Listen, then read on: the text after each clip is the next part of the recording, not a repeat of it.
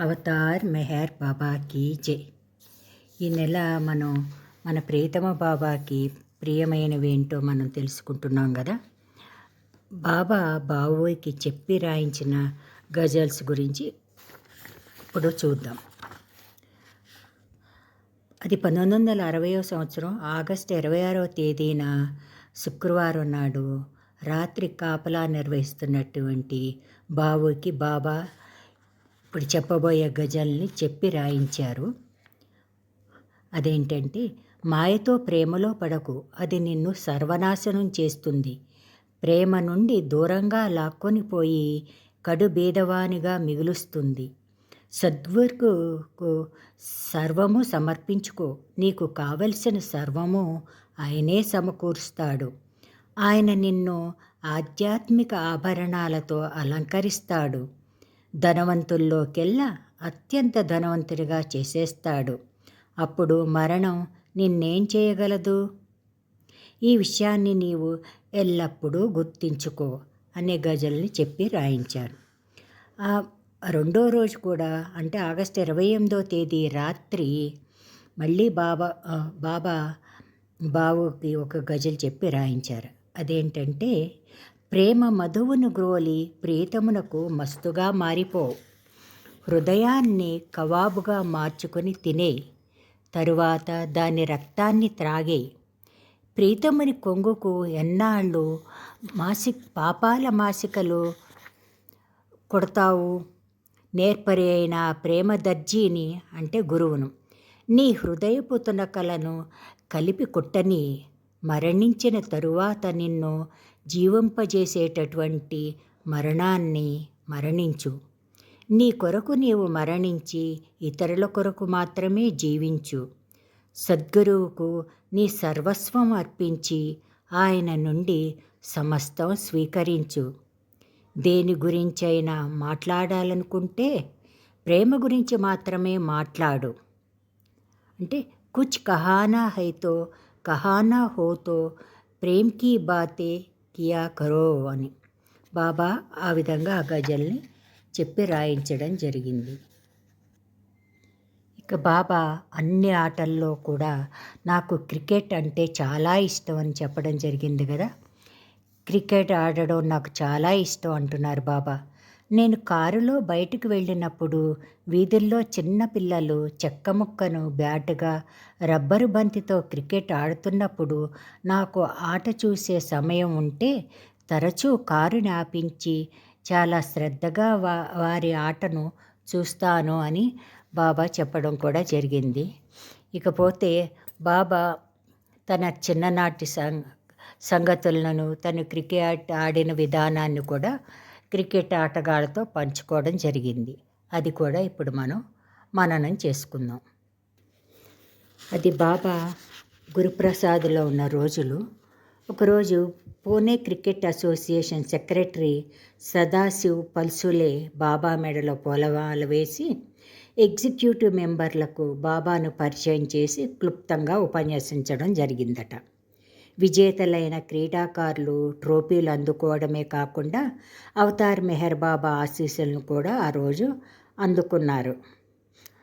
అతని ప్రసంగం తరువాత బాబా టీం కెప్టెన్లకు ట్రోఫీ కప్పులు, షీల్డులు, మెరిట్ సర్టిఫికెట్లు అందజేశారన్నమాట. బాబా క్రీడాకారులను ఉద్దేశించి ఇచ్చిన సందేశాన్ని ఎరేచి ఇలా చదవడం ప్రారంభించాడు. ఈరోజు ఈ ట్రోఫీలు మీకు ఇవ్వడం నాకు ఎంతో సంతోషంగా ఉంది. నేను నా చిన్నతనంలో స్కూల్లో, కాలేజీల్లో క్రికెట్ ఆడాను. అప్పుడు నేను విశ్వాత్మకమైన దైవీ క్రీడను ఆడుతున్నాను. క్రికెట్ అందులో కలిసే ఉంది. కాబట్టి నాకు ఇప్పటికీ క్రికెట్ అంటే చాలా ఇష్టం అని వాళ్ళతో చెప్తూ బాబా అంటున్నారు కదా.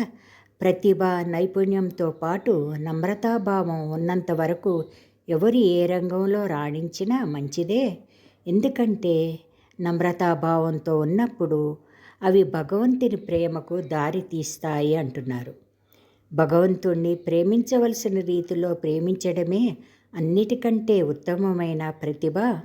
మీలో ప్రతి ఒక్కరూ కూడా ఏదో ఒక రోజు ఈ ప్రేమను పొందాలని మీ అందరికీ నా ఆశీస్సులు అందిస్తున్నాను అని చెప్తూ తాను యువకునిగా ఉన్నప్పుడు జరిగిన ఒక సంఘటనని వాళ్ళకి వివరించడం కూడా జరిగింది. బాబా అంటున్నారు కదా వాళ్ళతో, ఆట ఆడడం కోసమే క్రికెట్ ఆడండి, గెలుపు ఓటముల గురించి ఆలోచించకుండా నిజమైన క్రీడాకారునిలా ప్రేక్షకులకు ఆనందం పంచండి. ప్రేక్షకులను సంతోషపెట్టడానికి మీరు హృదయపూర్వకంగా ఆడితే అదే మీరు చేసే గొప్ప కార్యం. అవుట్ కాకూడదనే ఆలోచనతో ఆడితే ప్రేక్షకులు అసంతృప్తికి లోనవ్వడమే కాకుండా వారి డబ్బును వృధా చేసినట్లే అవుతుంది. ఆట ఆడడం కోసమే మీరు ఆడాలని మిమ్మల్ని ఆశీర్వదిస్తున్నాను అంటూ, నేను సెయింట్ విన్సెంట్ హై స్కూల్లో విద్యార్థిగా ఉండగా మేము న్యూ హై స్కూల్ బృందంతో మ్యాచ్ ఆడాము. నేను మంచి వికెట్ కీపర్నే కాకుండా మంచి బ్యాట్స్మెన్ కూడా. మ్యాచ్లో నేను ఓపెనింగ్ బ్యాట్స్మెన్ని. మా జట్టులో ఆటగాళ్ళంతా అవుట్ అయినప్పుడు నేను నాట్ అవుట్గా ఫీల్డ్ నుండి తిరిగి వచ్చాను. నేను 33 పరుగులు మాత్రమే చేశాను. నేను తిరిగి పెవిలియన్కి రాగానే కుర్రవాళ్ళంతా అసమ్మతి తెలియజేస్తూ గట్టిగా అరిచారు. నేను ఆటను నిలకడగా అయితే ఆడాను, కానీ ప్రేక్షకులు మాత్రం అసంతృప్తికి గురయ్యారు. కాబట్టి ప్రేక్షకులు ఆనందపడేలా ఆడండి అని వాళ్ళని హెచ్చరిస్తూ ఆ రోజు చెప్పడం జరిగింది. అయితే కొన్ని భజన గీతాలు అయినా కూడా క్రికెట్ ఆటగాళ్ళు బయలుదేరుతారు అప్పుడు.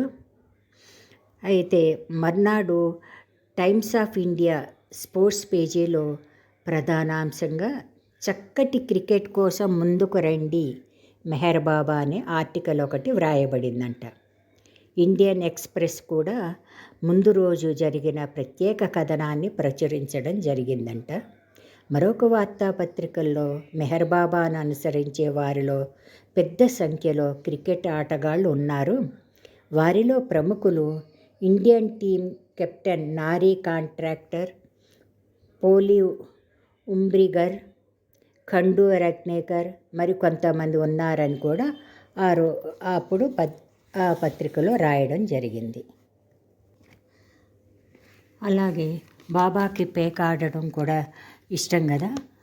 ఆ పేక ఆడినప్పుడు ఓడిపోయిన వాళ్ళు బాబా ముందు తివాసి మీద ముక్కు నేలకు రాయడం జరుగుతూ ఉండేది. అది చూసి బాబా ఆనందిస్తూ ఉండేవాళ్ళు. ఆ విధంగా ఆ పేకాట్లో ఓడిపోయిన వాళ్ళు ప్రీతమ బాబా ముందు, అవతార పురుషుని ముందు ముక్కు నేలకు రాసి విజేతలుగా నిరూపించుకున్నారు.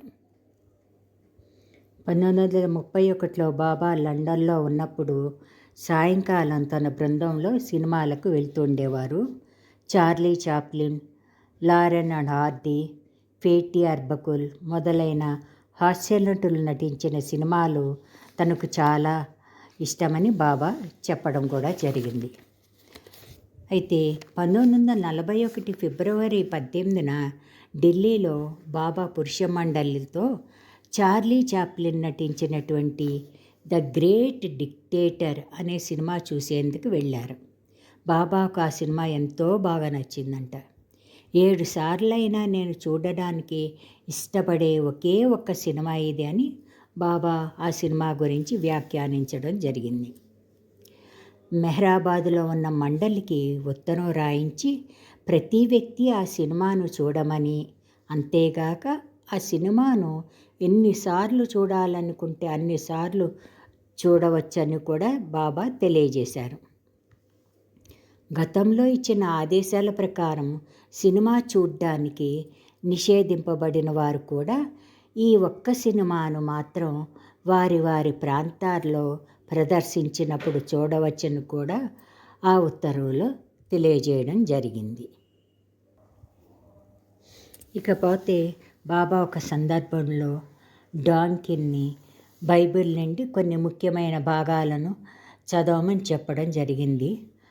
అతను న్యూ టెస్టిమెంట్లోని సర్మన్ ఆన్ ద మౌంటైన్ అతను చదువుతున్నప్పుడు బాబా బైబిల్లో నాకెంతో ఇష్టమైన భాగం ఇది అని బాబా చెప్పడం జరిగింది.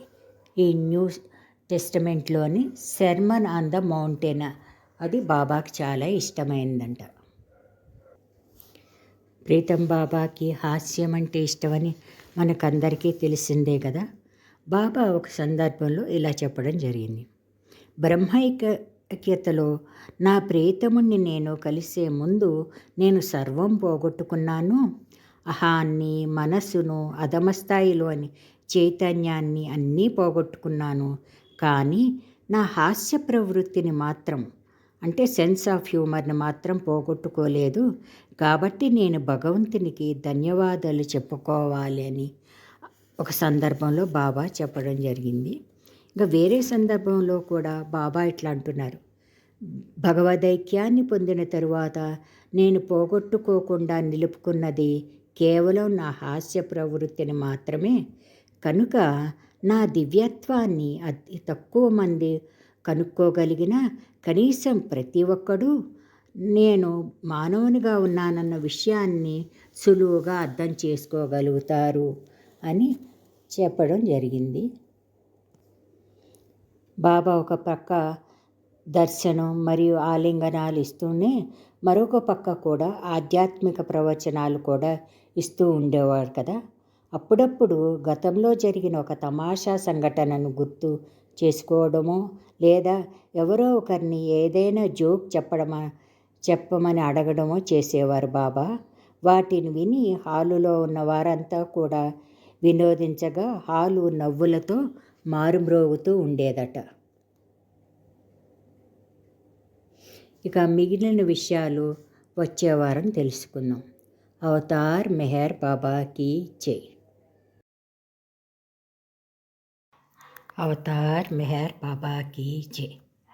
మనందరికీ కూడా ప్రీతముడైనటువంటి అవతార్ మెహర్ బాబాకు ప్రీతికరమైన విషయాలు ఏంటి అనేది ఈ ఫిబ్రవరి మాసం బాబా జన్మదిన సందర్భంగా మనం ఒకసారి తెలుసుకుందాం. బాబా అంటారు కదా, ఒకసారి నాకు 3 విషయాలు చాలా ప్రీతికరమైనవి అంటున్నారు. ఆ విషయాలు ఏంటంటే, ఒకటేమో విశ్వం యొక్క బాధను నాపై వేసుకోవడం అంట. రెండవది మధురమైన సంగీతం వినడం అట.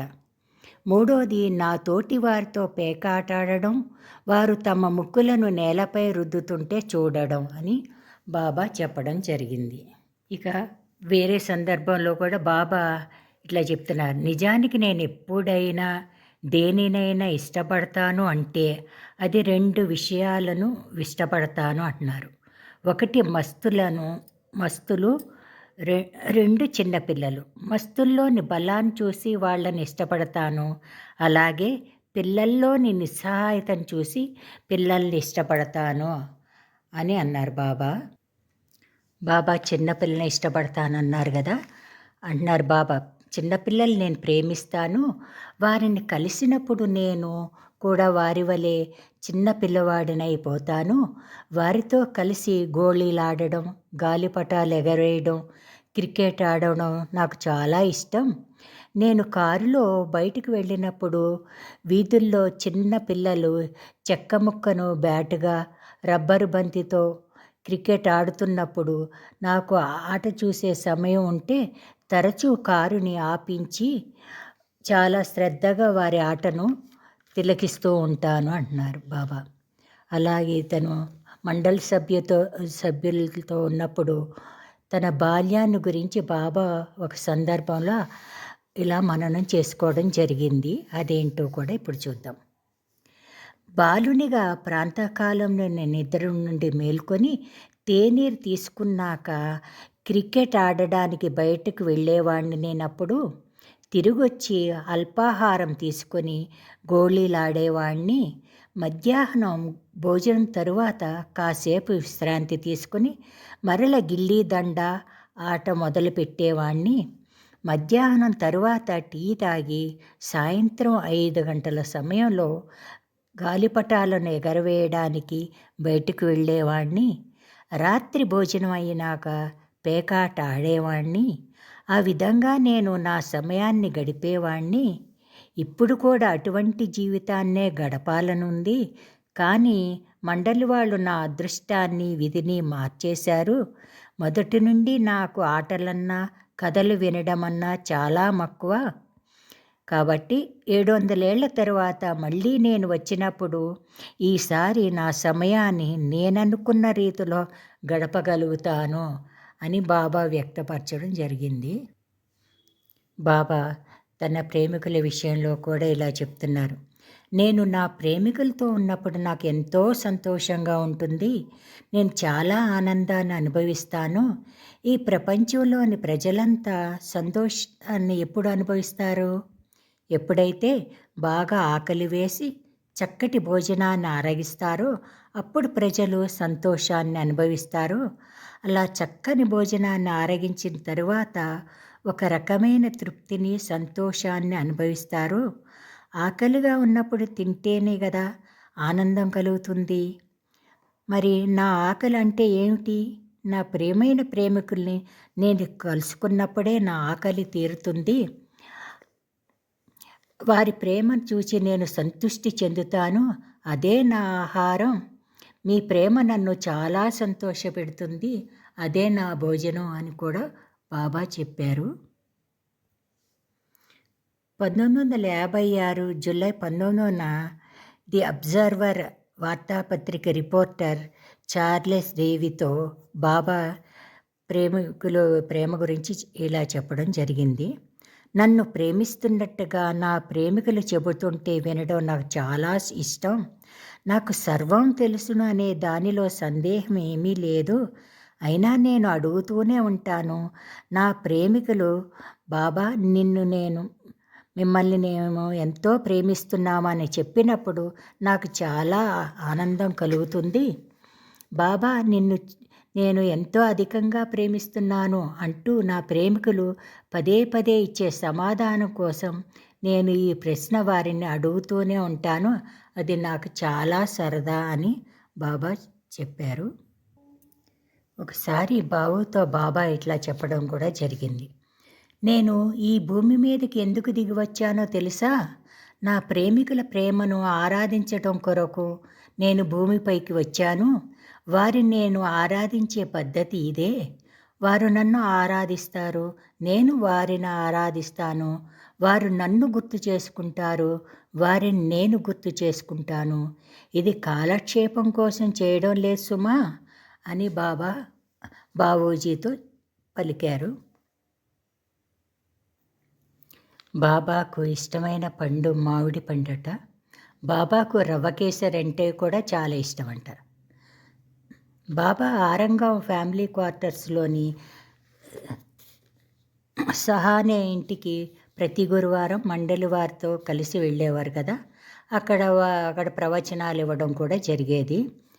వారు ఏం చేసేవారు? బాబాకు పాలు, టీ, బజ్జీలు ఇచ్చేవారట. 1936 జూన్ 8వ తేదీన అలాగే వెళ్ళిన సందర్భంలో వారిచ్చిన బజ్జీల గురించి బాబా ఇలా చెప్పడం జరిగింది. ఈ బజ్జీలు చాలా రుచిగా ఉన్నాయి, తింటుంటే ఆనందంగా ఉంది.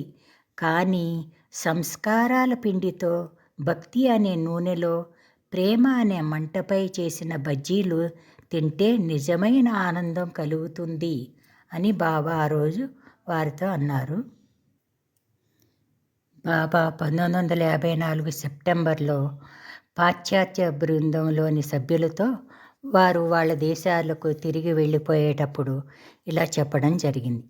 నాకు ఇష్టమైనది ఏమిటో క్లుప్తంగా చెప్పాలంటే, మీరిక్కడ నుండి తిరిగి వెళ్ళేటప్పుడు మీతో పాటు నన్ను, అంటే నా ప్రేమను తీసుకువెళ్ళడమే అని బాబా రోజు వాళ్ళతో చెప్పారు.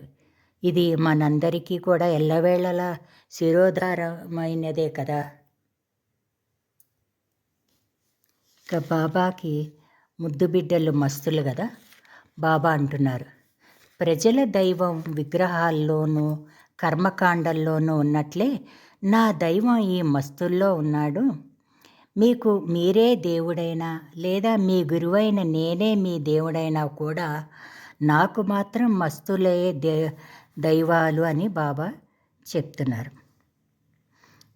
మస్తులతో బాబా చేసే కార్యక్రమం ద్వారా వాళ్లకు ఆధ్యాత్మికంగా ముందడుగు ప్రసాదించడమే కాకుండా తన విశ్వకార్యంలోని కొంత భారాన్ని వాళ్లకు బాబా బదిలీ చేయడం కూడా జరిగేది.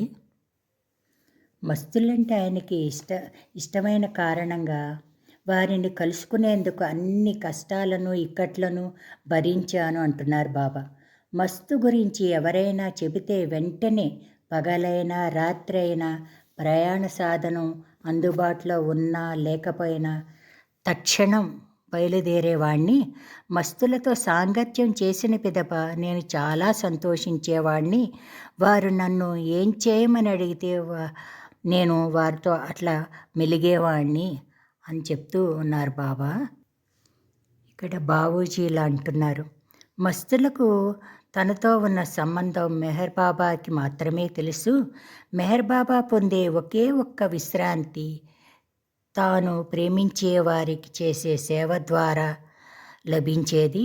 వాళ్ళకు స్నానం చేయించడం, క్షవరం చేయడం, భోజనం పెట్టడం, వారి పాదాలను ఒత్తడం, శరీరాన్ని మర్దన చేయడం, వారి ప్రతి చాపల్యాన్ని కోరికల్ని తీర్చడం, వీటిలోనే బాబా విశ్రాంతిని పొందేవారు. బాబా పొందే అలసట అంతటికీ అదే విరుగుడుగా పనిచేసే సంజీవని లాంటి ఔషధం అది. ఈ అవతారకాలంలో ఆయన గావించిన మస్తు కార్యక్రమం అత్యంత విశిష్టమైనది అని బాబు చెప్పడం కూడా జరిగింది.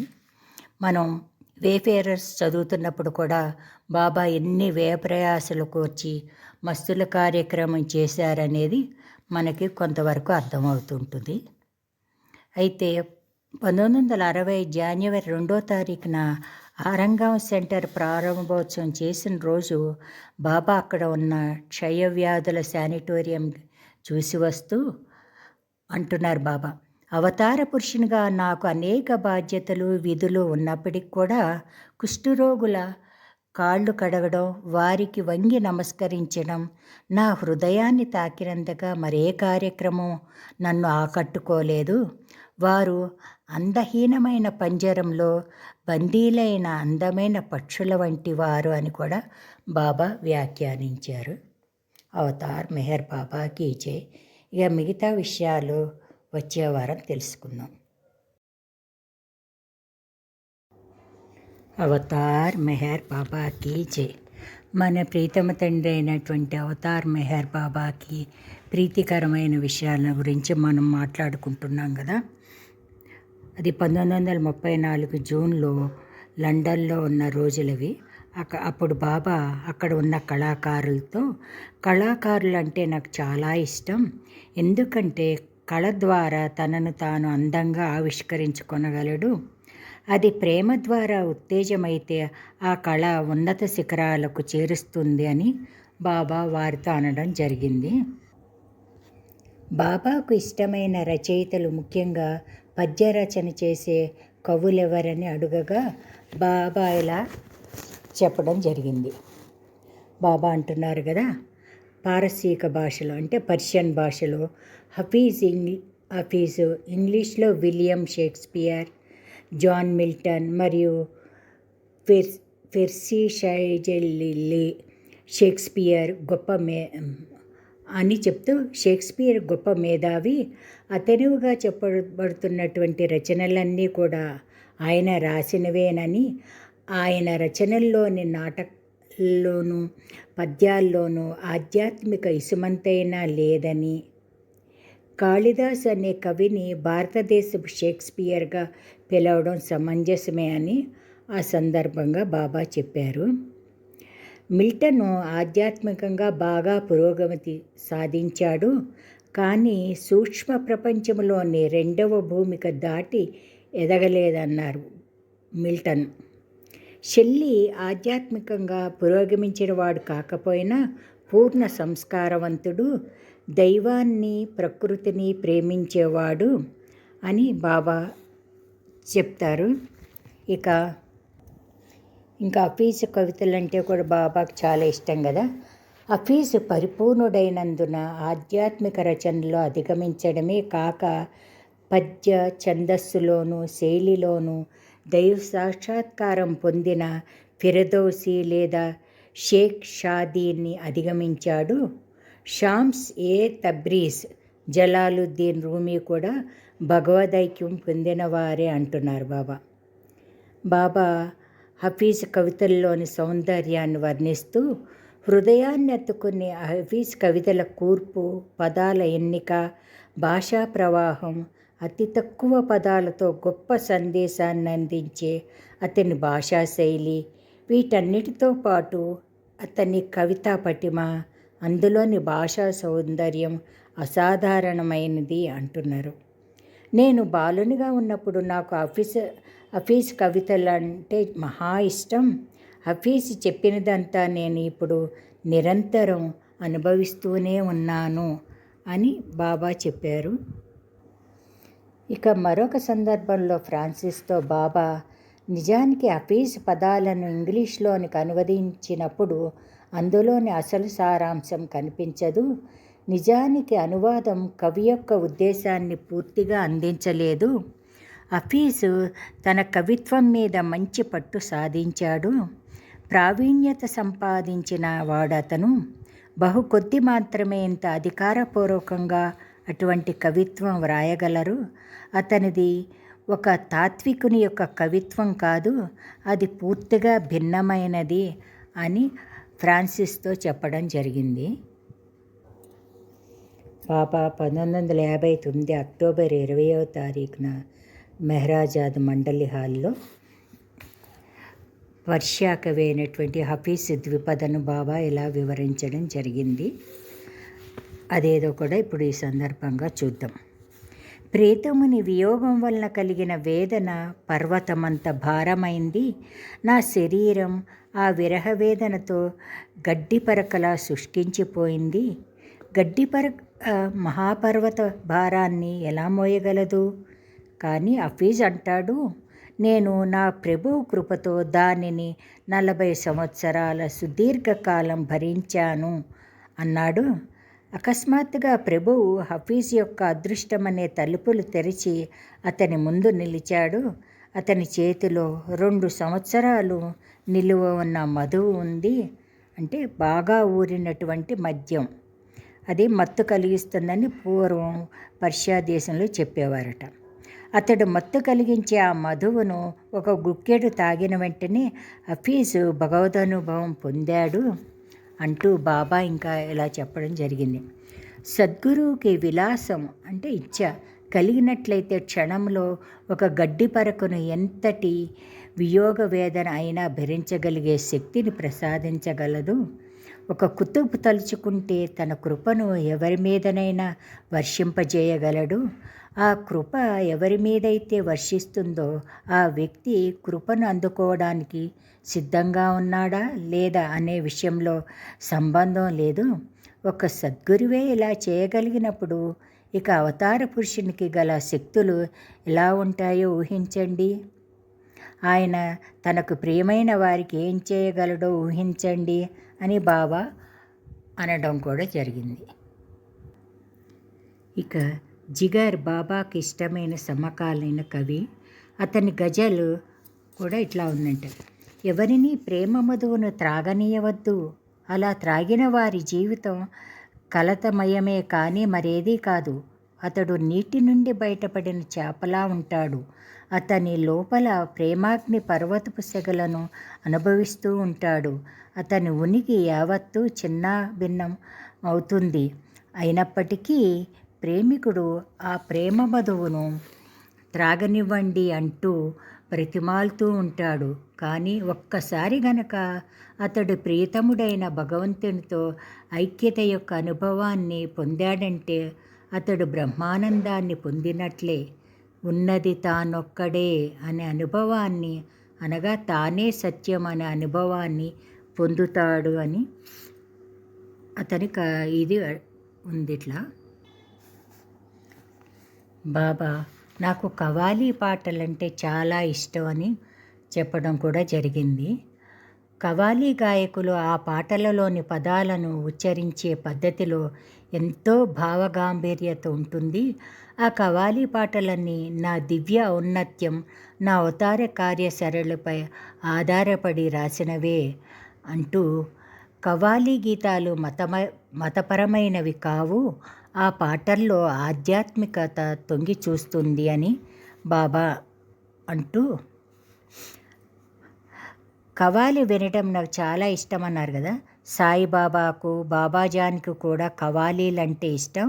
వాళ్ళు కవ్వాలి గానానికి లయబద్ధంగా తాళం వేస్తూ తన్మయత్వంలో పాటకు అనుగుణంగా ముందుకి వెనక్కి ఊగేవారు అని కూడా బాబా చెప్పడం జరిగింది.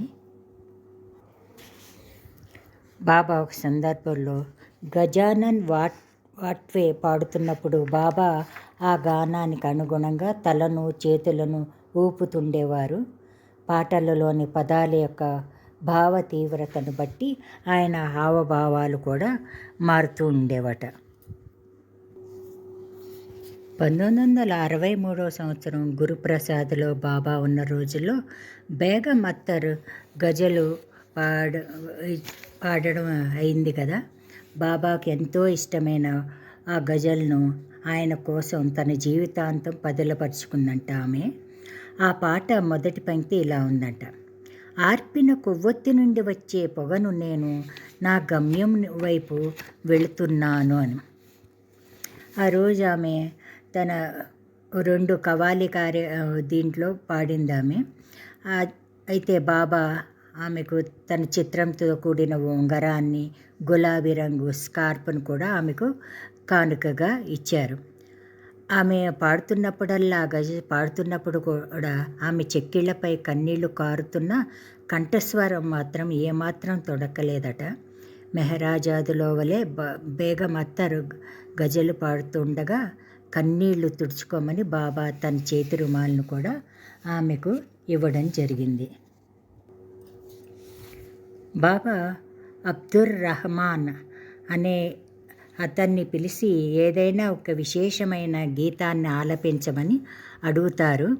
అయితే అతడు ప్రీతమునిపై ఫిర్యాదులతో నిండి ఉన్న ఒక గజల్ పాడగా బాబా ఎంతో మెచ్చుకున్నారట. వాళ్ళు గజలు రాసిన పుస్తకం పట్టుకున్న అతని చేయి వణకడం చూసి బాబా అక్కడ ఉన్న వాళ్ళతో, ఒకప్పటి దృఢకాయుడితడు ఇప్పుడు వృద్ధుడయ్యాడు అని అనడం కూడా జరిగింది. ఆ కవ్వాలి గానం మళ్ళీ ప్రారంభమైన తర్వాత ఆ గజల్ బాబాకు బాగా నచ్చింది. అదే దాని సారాంశం ఏంటంటే, నన్ను కౌగలించుకున్న తరువాత ఇక నన్ను విడిచిపెట్టకు, అది నాకు ఒక జీవన్మరణ సమస్య అవుతుంది అని అనగానే ఆ గాయకునికి బాబా ఆలింగనం ఇచ్చి అతనితో ఎక్కడ కార్యక్రమం చేసినా కూడా ప్రారంభించే ముందు ఎప్పుడూ తన నామం తలుచుకొని గానాన్ని ప్రారంభించమని చెప్పడం కూడా జరిగింది. ఇక సీమాబ్ రాసిన గజల్ను సహవాస కార్యక్రమం జరుగుతుండగా ఒకసారి పాడడం జరిగింది. అలా పాడుతుండగా మధ్యలో బాబా ఆ పాటను ఆపుచేయమని చెప్పి కొన్ని క్షణాలు మౌనంగా ఉండి తరువాత నేను సీమాబ్కి ముక్తిని ప్రసాదించాను అని ప్రకటిస్తారు బాబా. అప్పటికే సీమాబ్ అనే ఆ కవి కొన్ని శతాబ్దాల క్రితం మరణించడం కూడా జరిగింది. ఇంకా ప్రియతముడు తలుచుకున్నట్టే దానికి ఆ కరుణకి కొదవే ఉంటుంది. ఆ విధంగా సీమాబ్ ముక్తిని పొందడం కూడా జరిగింది. ఇక బాబూజీ నైట్ వాచ్మెన్గా ఉన్నప్పుడు ఆయనకి చెప్పి రాయించిన గజల్స్ని కూడా వచ్చే వారం తెలుసుకుందాం. అవతార్ మెహర్ బాబాకి జై.